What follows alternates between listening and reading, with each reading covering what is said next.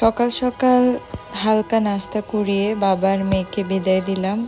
স্কুলে যাচ্ছে সাফামণি, আর ওদেরকে বিদায় দিয়ে এখন হচ্ছে আমি একটু হালকা নাস্তা করব, চা খাবো। এত বৃষ্টি হচ্ছে, আর এই তো বৃষ্টি দেখে আমার মনে হলো আমি একটু বৃষ্টির সাথে চা খাই। খাওয়া দাওয়া শেষ করে চলে আসলাম রান্না বান্না করার জন্য। আজকে একটু আগেই রান্না করছি, কারণ রান্নাটা শেষ করে দেন আমি সাফাকে স্কুল থেকে আনতে যাব। আর আজকে হচ্ছে আপনাদের ভাইয়াকে অফিসে খাবার দেওয়ার জন্য এই তো রান্না করব। রুবি আপা সকাল সকাল এসে আমাকে সব কিছু রেডি করে দিয়েছে। আপনারা জানেন আমি ম্যাক্সিমাম সময় হাতে মাখানো রান্না করি, আজকেও তার ব্যতিক্রম কিছু নয়।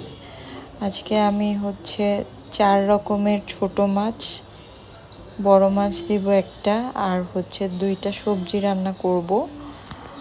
এই তো একে একে আমি শুরু করে দিলাম। অলরেডি আমার একটা তরকারি হয়ে গিয়েছে।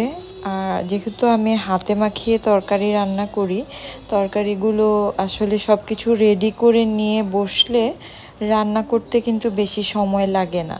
যেমন ওই দিন আমি রান্নাগুলো যখন করেছিলাম আমার সব মিলিয়ে 2 ঘন্টা, সোয়া 2 ঘন্টার মতো লেগেছিল। তো আমি শুরুতে আপনারা দেখেছেন বাইলা মাছ বসিয়েছিলাম, এখন হচ্ছে মলা মাছ রান্না করব। মলা মাছের মাথাগুলো ফেলে দিয়েছি, কারণ মলা মাছের মাথা থাকলে আমার কাছে একটু তেতো তেতো লাগে, আর খেতে পারে না আপনাদের ভাইয়া, তাই ফেলে দিয়েছি। ওই তরকারিটাও হয়ে গিয়েছে। আর এখন আমি হচ্ছে ট্যাংরা মাছ, আমার বাসায় প্রায়ই দেখেন এই রান্নাটা হয়, 2 দিন আগেও করেছিলাম। তো এখন হচ্ছে ট্যাংরা মাছটা মাখিয়ে নিচ্ছি ভালো করে। সেম প্রসেস, আপনারা এর আগে ট্যাংরা মাছের রেসিপি হাতে মাখানো এগুলো আপনারা দেখেছেন, এগুলো নতুন কিছু নয়।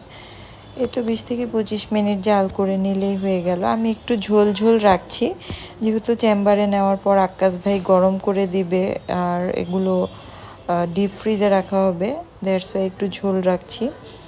এইদিকে আমি এখন বাইম মাছগুলো রান্না করব।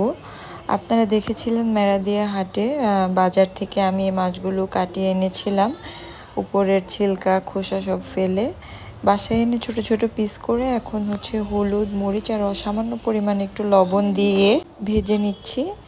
বেশি কড়া করে ভাজবো না, হালকা করে একটু লাল লাল করে ভেজে নিব, কারণ আসলে বাইম মাছ বেশি ভাজলে অনেক শক্ত হয়ে যায়, আর বেশি শক্ত হলে খেতে ভালো লাগে না।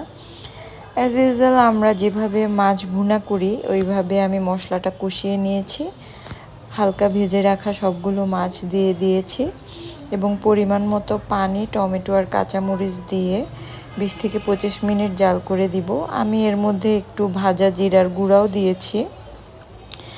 এই তো এখন 20-25 মিনিট পর তরকারিটি নামিয়ে নিচ্ছি। এটাও আমি একটু ঝোল রেখেছি, যেহেতু এটা আরও জাল পড়বে। এদিকে কাতলা মাছে আমি অল্প পরিমাণে লবণ, হলুদ, মরিচ দিয়ে পিসগুলো ভেজে নিব। পিসগুলো কিন্তু অনেক বড় বড়, আর তেলটা অনেক গরম হয়ে গিয়েছিল। আমি এই কাজটাকে আসলেই অনেক ভয় পাই, এখনও ভয় পাই। তো যাই হোক, মাছগুলো ভাজা হয়ে গেছে, এগুলো আমি সেম প্রসেসে ভুনা করে নিব, আপনারা যেভাবে করেন বা আমরা বাসায় নর্মাল ওয়েতে যেভাবে করি। এই মুহূর্তে যারা আমার ভিডিওটি দেখছেন, যদি আমার ভিডিওগুলো আপনাদের ভালো লাগে তাহলে অবশ্যই লাইক, কমেন্টস এবং শেয়ার করবেন, আর আমার চ্যানেলটি সাবস্ক্রাইব করে আমার পাশে থাকবেন। যারা অলরেডি আমার চ্যানেলটি সাবস্ক্রাইব করে ফেলেছেন তাদেরকে অনেক ধন্যবাদ, আর যারা এখনও সাবস্ক্রাইব করেননি তাদেরকে রিকোয়েস্ট করছি আমার চ্যানেলটি সাবস্ক্রাইব করার জন্য। আর যারা আমার ভিডিও দেখেন তারা কাইন্ডলি আমাকে জানাবেন আমার যদি কোনো কিছু ভালো না লাগে বা আমার কোন ধরনের ভিডিওগুলো আপনাদের ভালো লাগে, তাহলে আমি চেষ্টা করব সেই রিলেটেড ভিডিও দেওয়ার জন্য। এই তো আমার কাতলা মাছ রান্নাও শেষ, কাঁচামরিচ দিয়ে দিলাম, ঝোলটা একটু টেনে গেলেই এটা আমি নামিয়ে নিব। এখন হচ্ছে আমি চিংড়ি মাছ দিয়ে বেগুন রান্না করব। সবথেকে মজার কথা হলো আমার পেঁয়াজ কাটা শেষ আর বাসায়ও আর পেঁয়াজ নেই। এখন রুবি আপাও চলে গেছে কিন্তু তরকারিটা আমার রান্না করতে হবে। তাই আমি আগে চিংড়ি মাছটা ভাজা ভাজা করে হলুদ মরিচ ধনিয়া জিরা সব কিছু মিশিয়ে কষিয়ে এভাবে করে রান্না করে নিয়েছি। এখন চলে এসেছি অল্প কিছু চিংড়ি মাছ, আর যেহেতু এগুলো দেশি চিংড়ি তাই মাথাগুলো আমি ফালাইনি, হালকা ভেজে এখন হচ্ছে বরবটি কাঁচামরিচ রসুন পেঁয়াজ দিয়ে একটু টেলে নিচ্ছি অল্প একটু তেল দিয়ে। এবার ব্লেন্ডারে ব্লেন্ড করব। বাই।